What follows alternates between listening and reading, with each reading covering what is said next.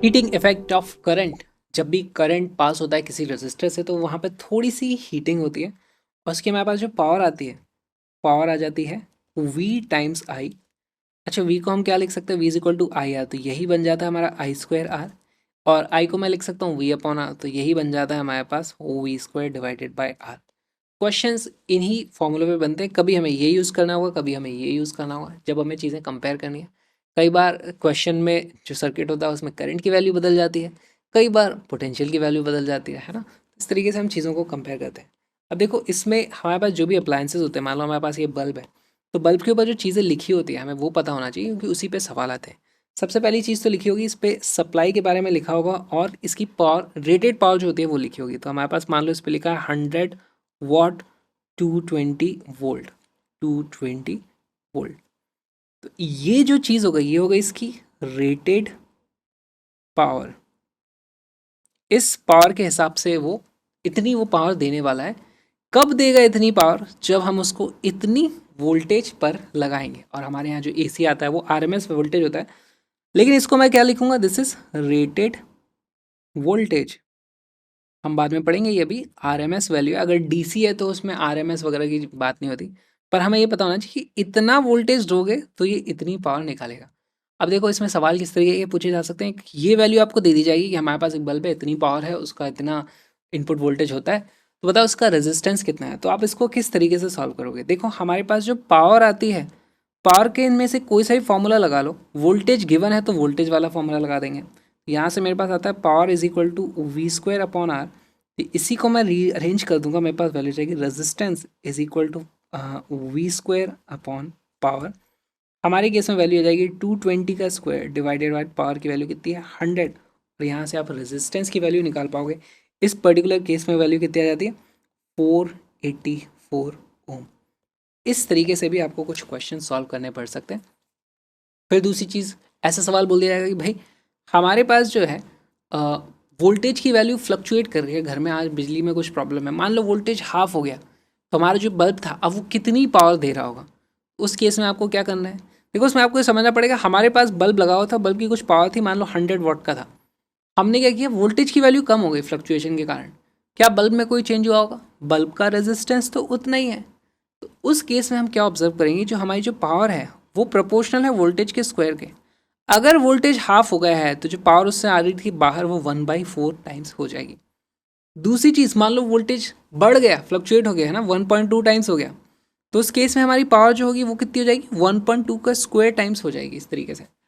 तो एक्चुअली क्या होता है, फिर यहाँ पे ज़्यादा गर्मी निकलने लगती है तो इसका टेम्परेचर बढ़ता है, ये चीज़ ख़राब हो सकती है। तो कभी भी हमारी पावर सप्लाई, अगर वोल्टेज चेंज होता है तो उसकी पावर ज़्यादा निकलने लगती है, रेटेज पावर से ज़्यादा निकलती है, तो चीज़ें डैमेज हो सकती हैं। मोर पावर कंज्यूम्ड, इसका मतलब हो जाएगा वो डैमेज हो सकती है।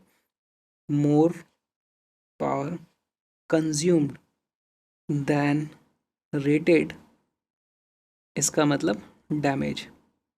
इस चीज़ का बस आपको ध्यान रखना है। और power is proportional to V square if R is equal to constant.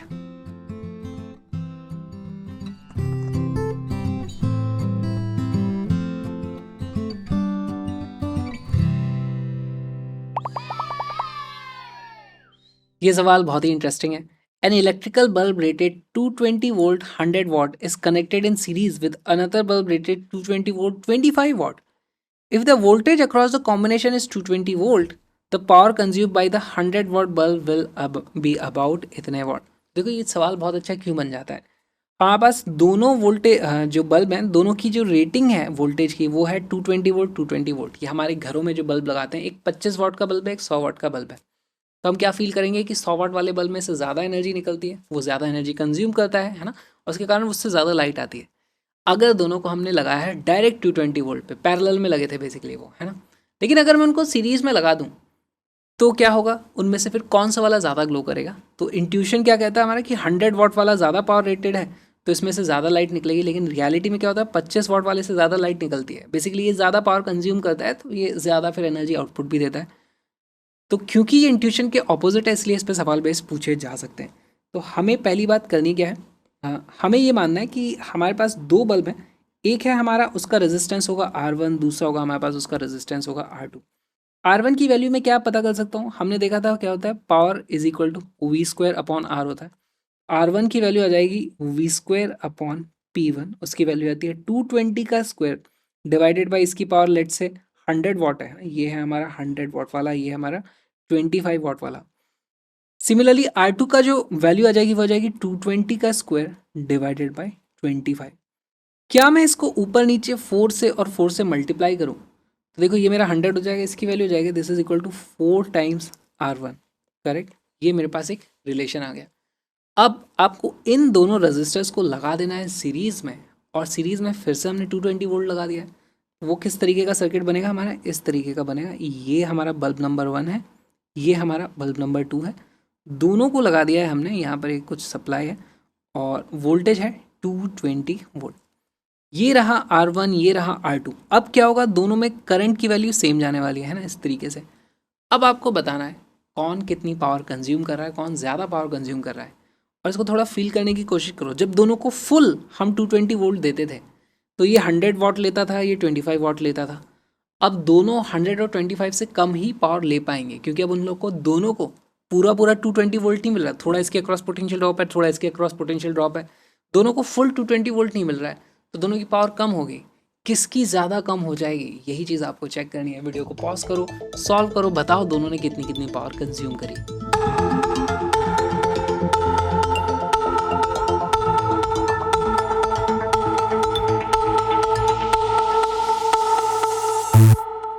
इसका करेक्ट आंसर है 4 वॉट। तो देखो होगा क्या, R1 की जो वैल्यू है ना, मेरे पास जो भी वैल्यू है, R2 की वैल्यू मैं लिख सकता हूँ R2 is equal to 4 times R1, है ना। ये चीज़ हम यहाँ पे देख चुके हैं। तो टोटल मेरे पास करंट की वैल्यू कितनी हो जाएगी, I की वैल्यू आ जाएगी 220 डिवाइडेड बाई टोटल रेजिस्टेंस कितना है मेरे पास, R1 plus R2 which is equal to 5R1 हो जाएगा। तो इसकी वैल्यू हो जाएगी 220 डिवाइडेड बाई 5R1। अब मुझे पावर का फॉर्मूला चाहिए।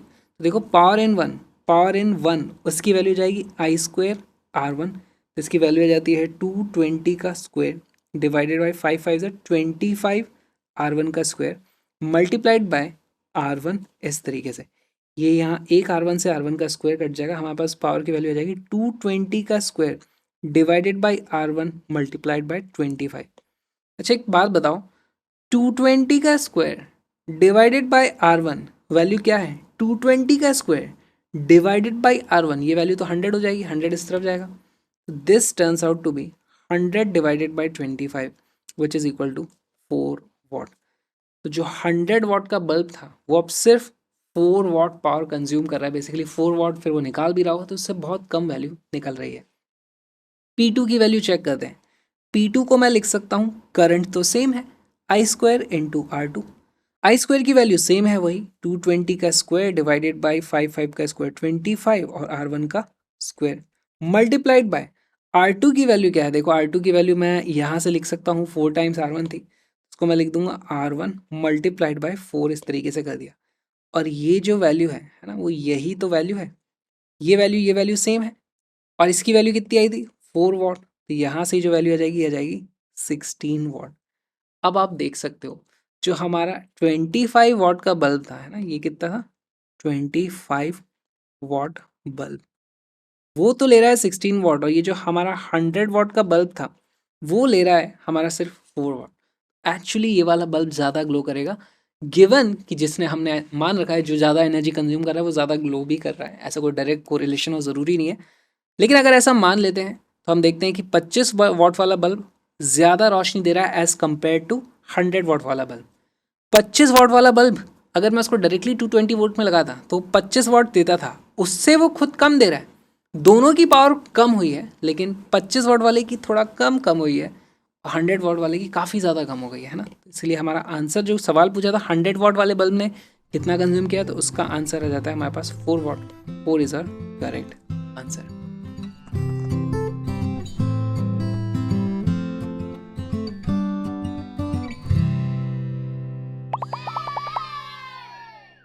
Two coils require 20 minutes and 60 minutes respectively to produce same amount of heat energy when connected separately to the same source.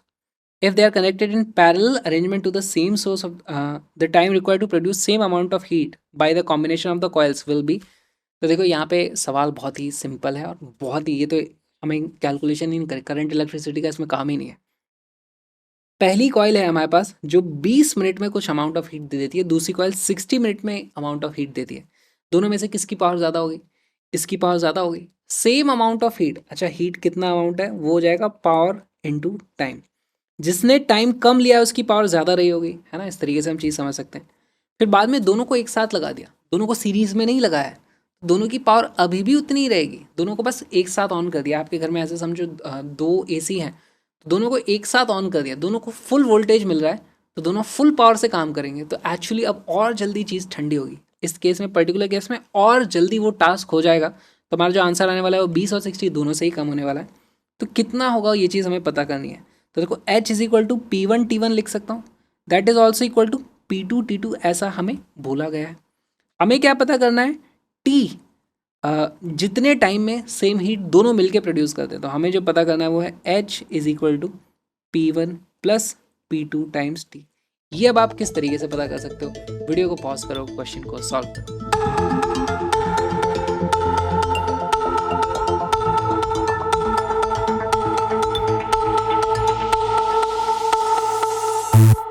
इसका करेक्ट आंसर है 15 मिनट्स। बहुत ही सिंपल सवाल है। देखो यहाँ पे मैं लिख सकता हूँ H upon T is equal to P1 plus P2। P1 को क्या लिख सकते हैं हम? यहाँ से लिख सकते हैं P1 को H upon T1 plus P2 को मैं लिख सकता हूँ H अपॉन T2। सारे के सारे H यहाँ पर इस तरीके से कट जाते हैं। हमारे पास वैल्यू क्या आती है? 1 upon T is equal to 1 upon T1 plus 1 upon T2। Values रखोगे यहाँ पर, टी की वैल्यू आ जाएगी T1 T2 upon T1 plus T2, 20 into 60 upon 20 plus 60 which is equal to 20 into 60 upon 80। ये कट जाता है इस तरीके से, 4 हो जाएगा, ये यहाँ पर होता है 10, 6 60 divided by 4 which is equal to 15 minutes. 15 is our correct answer. बहुत ही सिंपल सवाल था ये।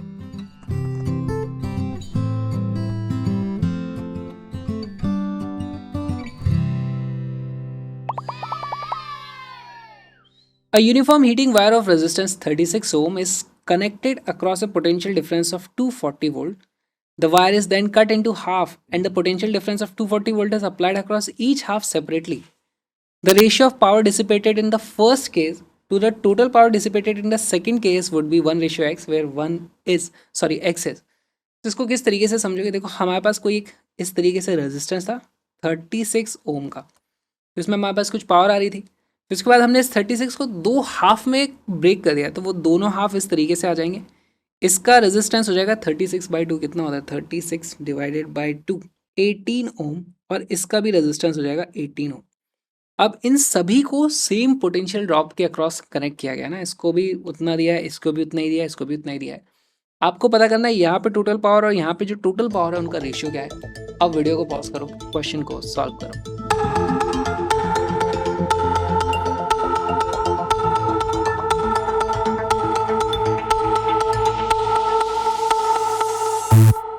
इसका करेक्ट आंसर है 4।